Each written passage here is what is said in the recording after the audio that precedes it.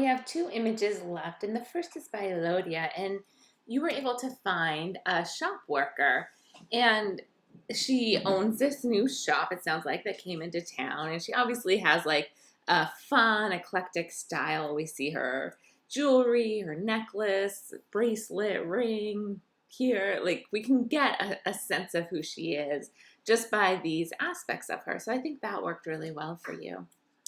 You're photographing in the store, so we can see a little bit of the store. We see the counter space where she's working and the register. And we see a little bit back here. I'd love to see her like posed in front of everything. I know you're trying to be more like sly with this. Like she knows you're photographing her, but not be too invasive in her space. So I understand where you were, but if you were to go back and shoot her, I think seeing her in this space, kind of embracing this space more would be really great. You're shooting this at ISO 5000, and we can see that as we're looking at this image. We see that digital noise and whatnot from the image, from the high ISO. And you see that in these areas. You tend to see it like under the neck and these mid-tones. So we're seeing a negative side of that. So I would pull that back, which puts you in a harder position, right? Because you don't want to have a tripod in there. You could lower your shutter speeds quite a bit, but 5,000, I don't know, 250, 1,200, 600, so 3 stops of light, and then from 640, we would go to 320, 160, 80. So 80, you could still hand hold it. Sorry, I have to like count on my fingers and do the math, but you could still hand hold that, but you would be pushing in. You'd probably have some images that ended up blurry. Another thing is just thinking about how she's going to move around the space. We can tell that it's much brighter over here than it is where she is right now. So just waiting until she moves to that other area closer to the window might allow you to have a lower ISO also. Anyway, I think you did a nice job here in what you wanted to capture. You're capturing a stranger. You're photographing her in her space. And like I talked about in my first critique, if you're photographing someone as they're doing something that kind of is a bit of an identity, like she's a shop owner here, it makes them more comfortable. So I'm thrilled that you were able to get a good rapport with her. She felt comfortable enough to talk about you coming back and give you a necklace. So all of this is really positive and shows that you had good control of the situation, really. Looking at the contact sheet, yeah, this is nicer light on her right here. I'm not sure that we could tell she's the store owner so much. She almost looks like a customer in this image, but this lighting looks better. Even here, it looks like she's closer to the window, and this lighting is better. So I would go through these images. It looks like you probably have quite a few, and just examine which images have better lighting. It looks like it here. It looks like this has really nice lighting. This looks more of a shop owner. So I think you got actually some really positive shots here. And then these have an ISO of 400, so much lower as you did move her closer to the window. So that's exactly what I was recommending. So I think you have some stronger images here. Just think of using that light to your best ability.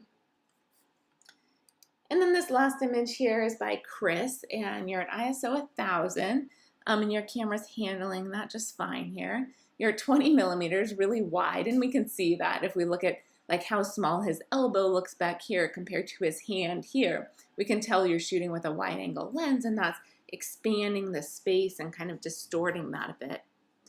f1.8 makes sense, 1/200th of a second, that looks good. So this is your roommate as he's getting ready, making food in the kitchen, and it's a new roommate that you have since you've moved down south. And as you're like having this new roommate situation, you're also in a pandemic. So since you would hurt yourself, we had suggested maybe embracing that as a way to photograph. And we get that here. He's in the space and making dinner. So I think that comes across. But we're going to have another image probably instead of doing a group portrait where you're going to have the option of photographing isolation and what that means. So I think you could push this. I think you could push this to like what is your relationship like? how is it different that you're kind of stuck in this space with this new person? Is that working for you? Is it not working for you? What kind of things do you kind of butt heads with? What type of thing do you enjoy doing together?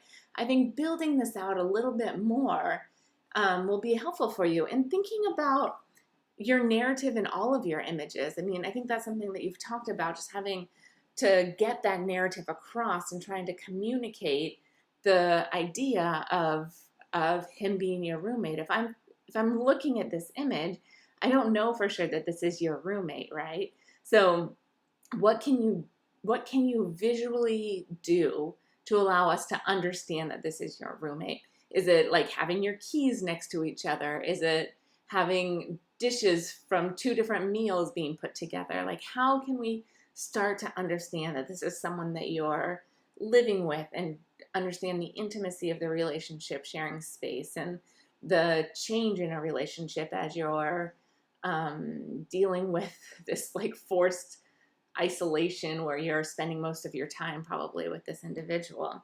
If we look at your contact sheet,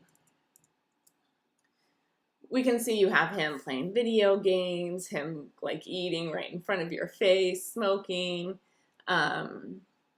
pouring some oil into his pan, cooking. All of these are like home domestic things, right? But showing that relationship between you is what I'd like you to think about more, especially if you're going to be photographing him in the future. What parts of his personality or what parts of your relationship would you like to explore more, and how can you communicate that with your photographs?